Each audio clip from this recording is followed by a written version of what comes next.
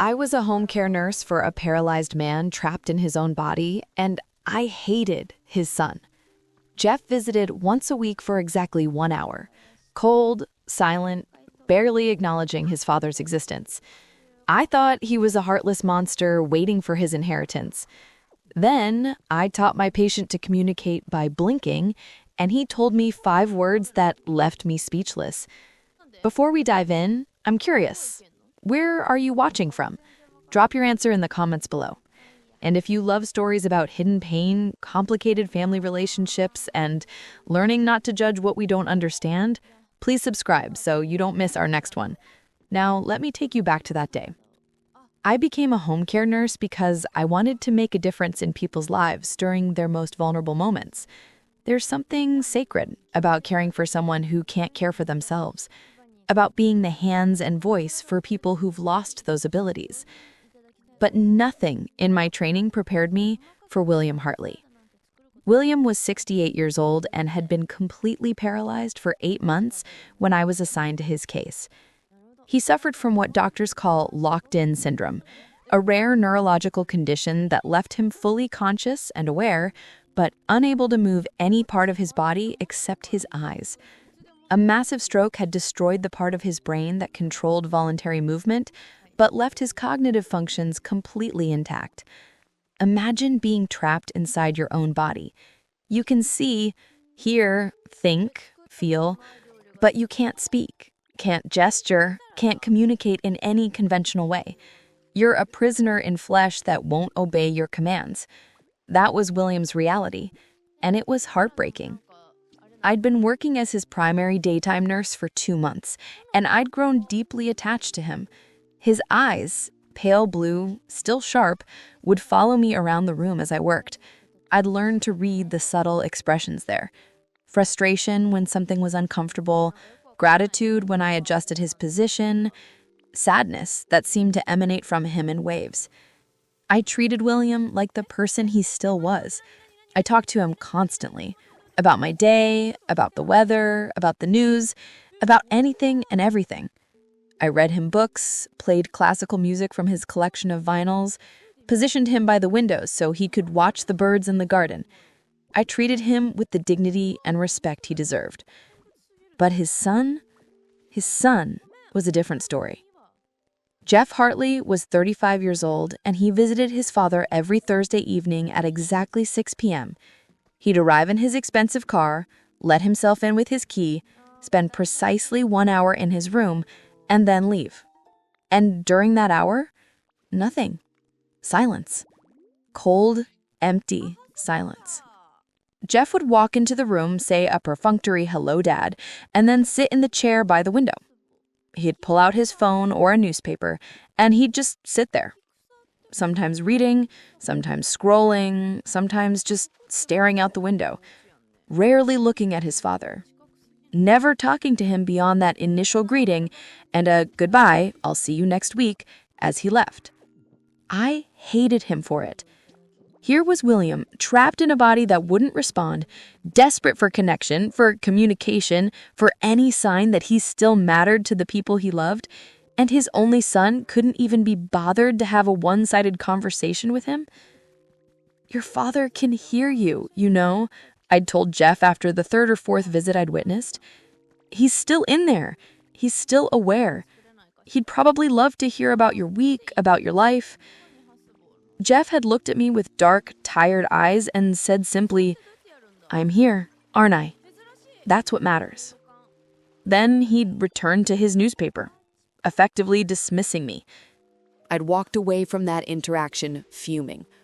What kind of heartless person visits their paralyzed father and can't even talk to him? What kind of son fulfills the bare minimum obligation, showing up, while withholding any actual emotional presence? The more I watched Jeff's visits, the more I judged him. He was clearly wealthy. The expensive suits, the luxury car, the designer watch. He was obviously successful. He had the resources to hire the best care for his father, which I appreciated professionally. But he couldn't spare emotional resources, couldn't give his father the gift of his voice, his stories, his presence. It made me angry on William's behalf. This man had raised a son, and this was the thanks he got?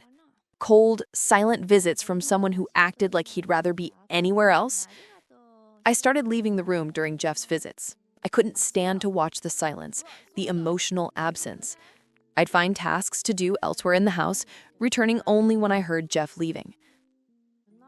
My colleague Diane, an evening nurse who occasionally covered my shifts, had a different perspective.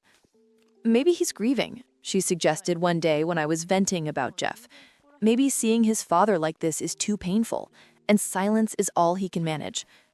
Then why come at all? I argued. If it's too painful, hire someone to check on his father.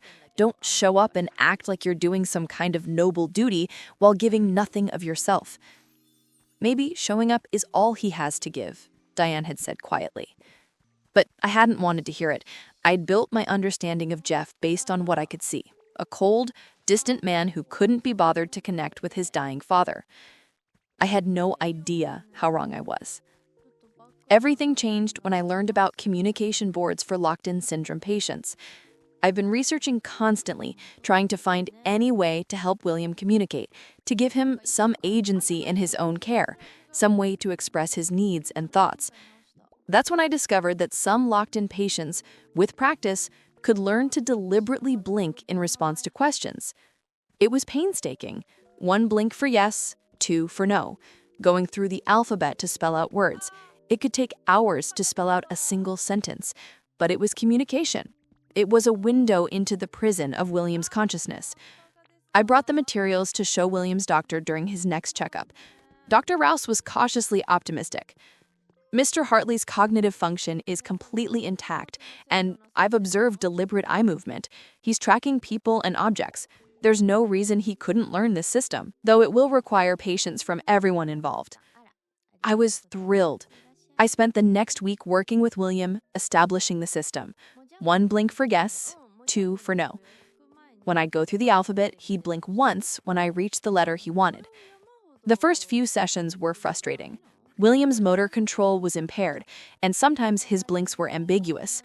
Was that a single deliberate blink or just a natural eye movement? But gradually, we developed a rhythm. I learned to wait, to watch carefully, to distinguish between intentional communication and reflexive movement. After 2 weeks of practice, William successfully spelled his first word. Thank you. I cried. Right there in front of him, I dissolved into tears because after 8 months of being locked in silence, William Hartley had a voice again. You're welcome, I told him, wiping my eyes.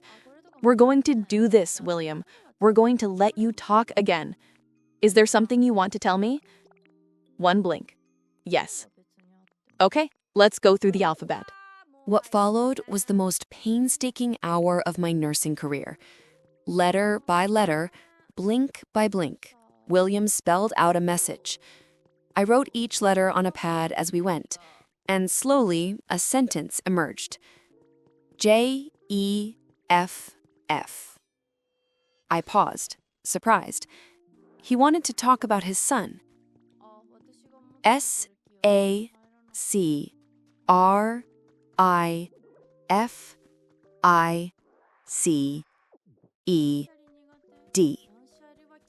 My pen slowed. Where was this going? E-V-E-R-Y-T-H-I-N-G. I looked up at William, confused. F-O-R. Another pause. M-E. Jeff sacrificed everything for me. I stared at the words I'd written. I don't understand, William. What do you mean? Over the next several sessions, because communication at this pace was exhausting for William, a story emerged. A story that completely shattered my understanding of Jeff Hartley. William had not been a good father. That was his second message, spelled out with what I could only interpret as shame in his eyes. I was cruel to Jeff. Slowly, painfully, over hours of careful communication, William told me about the father he'd been. Domineering, critical, emotionally abusive. A successful businessman who saw his sensitive, artistic son as a disappointment. I told him he was worthless, William spelled out. And I saw what looked like tears forming in his eyes, one of the few bodily functions he could still produce involuntarily. Jeff had wanted to be an architect, to study art and design. William had wanted him to go into business, to take over the family company. When Jeff had defied him and enrolled in architecture school, William had cut off his college funding. Jeff had finished his degree, working 3 jobs, taking 8 years to complete a 4-year program. I disowned him, William continued, told him he was dead to me. For 15 years, William and Jeff had barely spoken. Jeff had moved to Seattle, built a successful architecture firm, gotten engaged to a woman named Sarah whom he loved deeply. He'd created a life completely separate from his toxic father, a life where he could finally breathe. Then came the stroke. William's wife had died 20 years earlier. He had no other children, no siblings, no close friends. When he was hospitalized, when the diagnosis came back as locked-in syndrome requiring full-time care, there was only one person to call: Jeff. The son he'd disowned, the son he'd told was worthless, the son he'd spent 35 years tearing down. And Jeff had come. Quit his job. Moved back. Fiancé broke up. I felt my stomach drop. Jeff gave up his career, his relationship. One blink. Yes. For you? One blink. Pays. My. Care. House. His. Savings. I sat back in my chair, my mind reeling. All this time, I'd seen a cold, distant son. I'd never known I was seeing a traumatized man forcing himself to show up for a father who'd never shown up for him. Why does he come, William, after everything you did to him?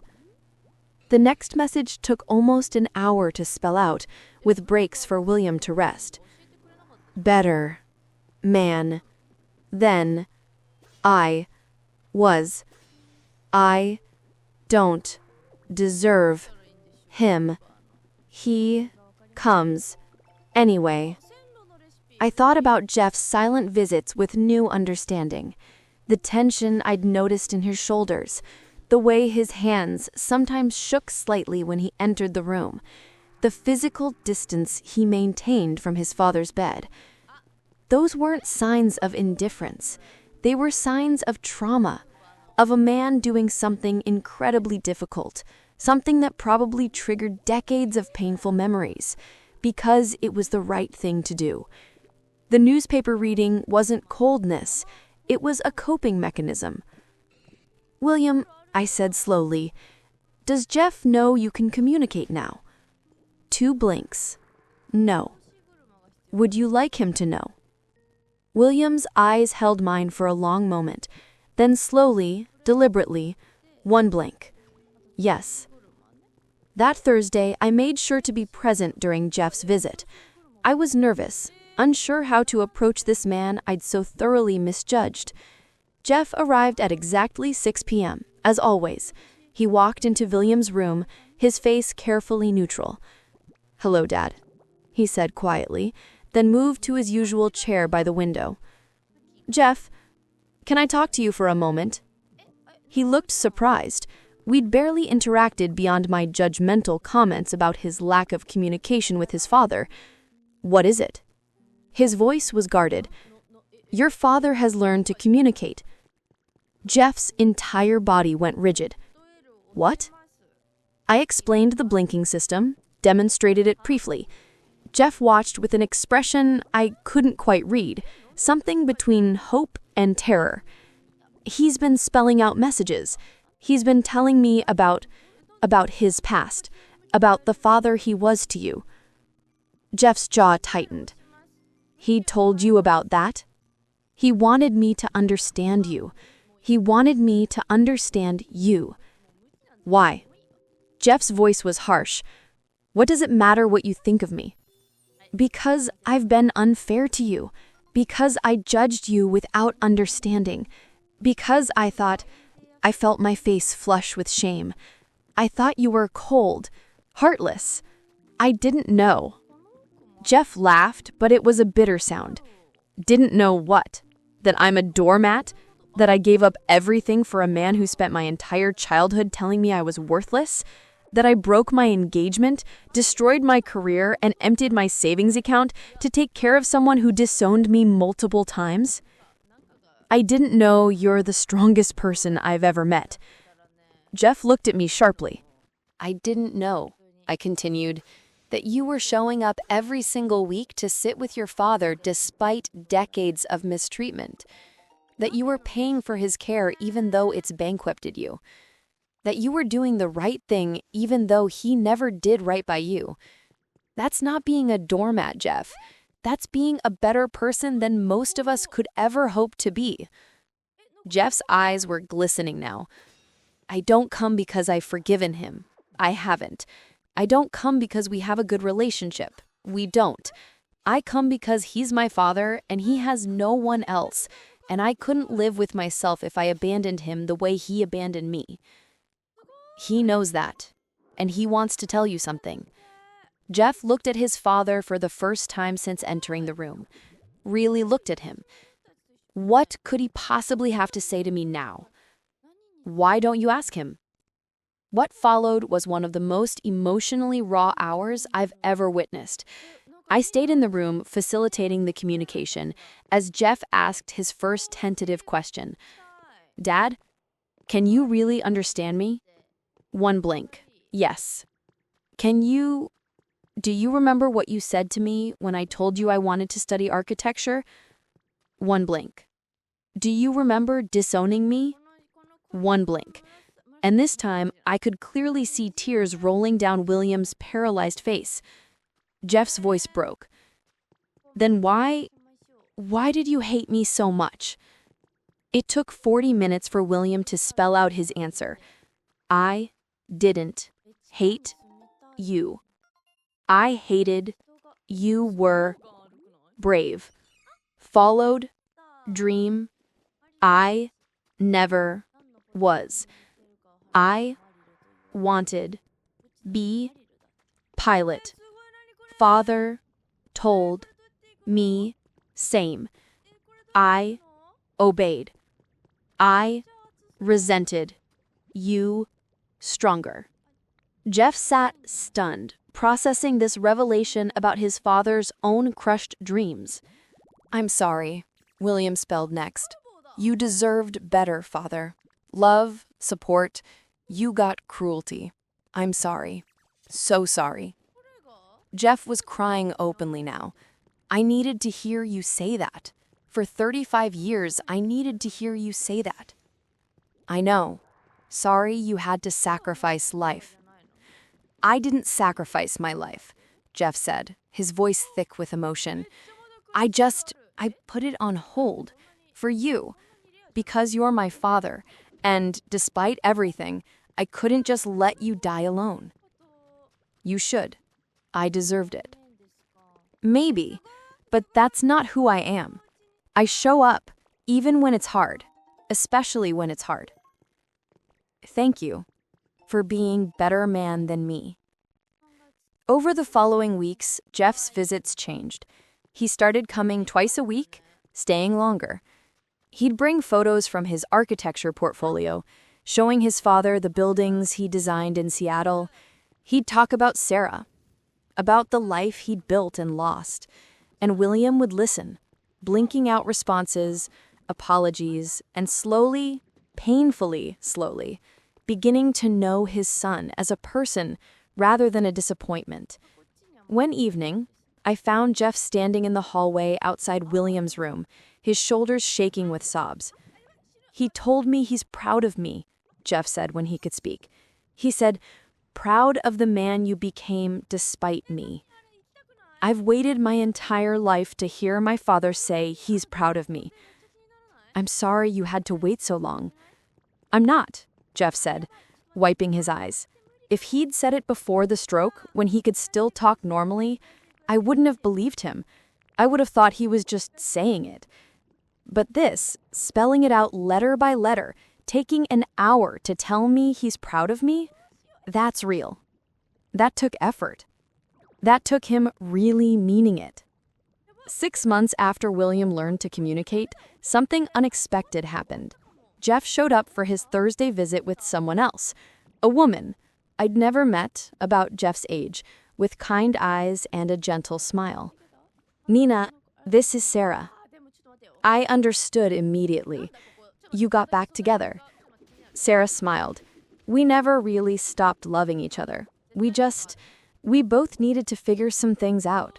Jeff needed to understand that caring for his father didn't make him a victim, and I needed to understand that this was something he had to do. "We're engaged again," Jeff said, showing me the ring on Sarah's finger. "We're getting married next month, small ceremony, and we were hoping Dad could attend. Virtually, at least. We could set up a video call so he could watch." I looked at Jeff, this man I'd so thoroughly misjudged, and felt overwhelmed with respect for him. He'd been hurt by his father for decades, and yet here he was, wanting to include him in his wedding. That wasn't weakness. That wasn't being a doormat. That was radical grace. "I think William would love that," I said. On the day of Jeff and Sarah's wedding, I helped position William so he could see the laptop screen clearly. The ceremony was small, just a handful of people in a garden somewhere with an officiant and simple vows. But it was beautiful. When Jeff and Sarah exchanged their vows, I watched William's eyes, and I saw something I'd never seen before. Pure, uncomplicated joy. And when the ceremony ended, when Jeff and Sarah kissed as husband and wife, William blinked out a message he'd asked me to prepare in advance. I read it aloud to Jeff over the video connection. "Thank you for letting me be part of your day. You deserved a better father for your wedding, but I'm grateful you let this father see you find happiness. I love you, son. I'm proud of you, and I'm sorry." Jeff was crying too hard to respond verbally. He just nodded at the camera, hand over his heart. William Hartley died 4 months later, peacefully in his sleep. At his funeral, Jeff gave a eulogy that was honest in a way most eulogies aren't. "My father was not a good man for most of his life," Jeff said to the small gathering. "He was cruel. He was demanding. He crushed dreams and relationships with equal efficiency. For most of my life, I hated him." He paused, collecting himself.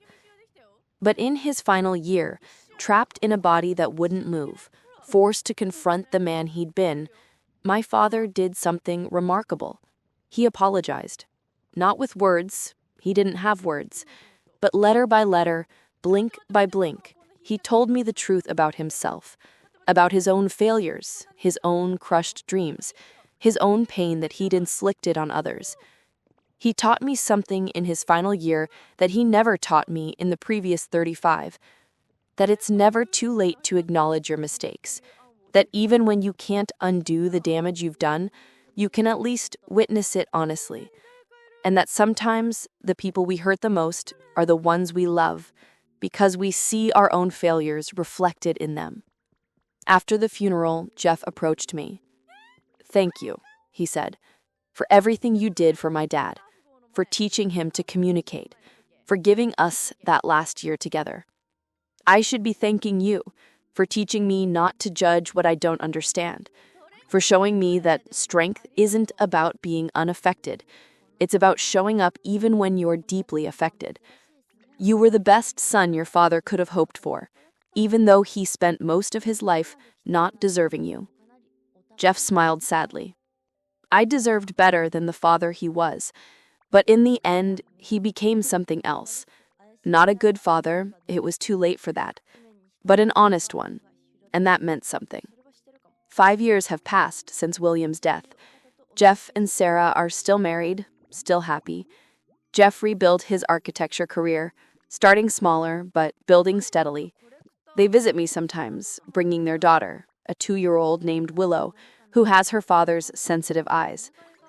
We named her after my dad, not William because that felt too heavy, but Willow, something that bends but doesn't break. That's what I learned in those final months with him, that even people who've been rigid and broken their whole lives can bend, can grow, can acknowledge their mistakes, even when it's too late to fix them. I think about William often, about the lessons I learned caring for him, about how I judged Jeff so harshly, so completely without understanding the weight he was carrying, about how silence isn't always absence. Sometimes it's survival, about how showing up can be the hardest, bravest thing we do, especially when we're showing up for people who hurt us. I learned that caregiving isn't just about physical care. It's about understanding that everyone we meet is carrying invisible wounds, fighting invisible battles, that the coldest exterior might be protecting the most damaged heart, that what looks like indifference might actually be someone trying desperately not to fall completely apart. Jeff taught me all of that, not through words, but through his weekly visits, his silent presence, his radical choice to care for someone who'd never really cared for him.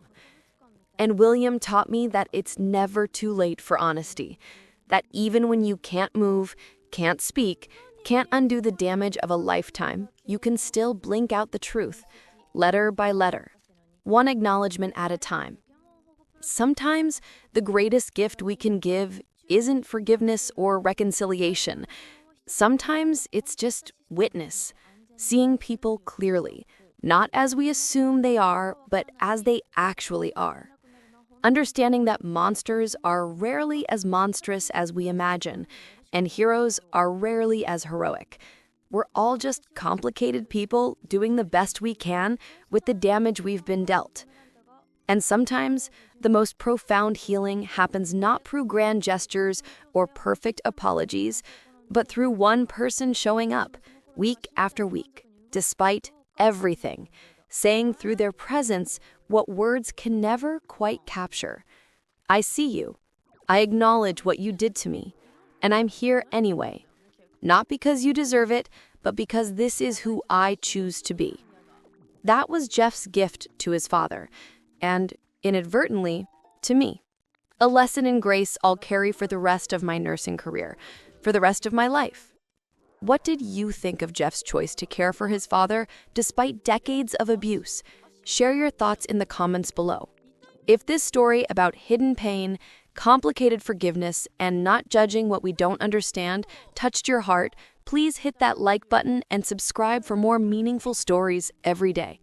Don't forget to click the notification bell so you never miss our next thought-provoking tale. Thanks for watching, and we'll see you in the next one.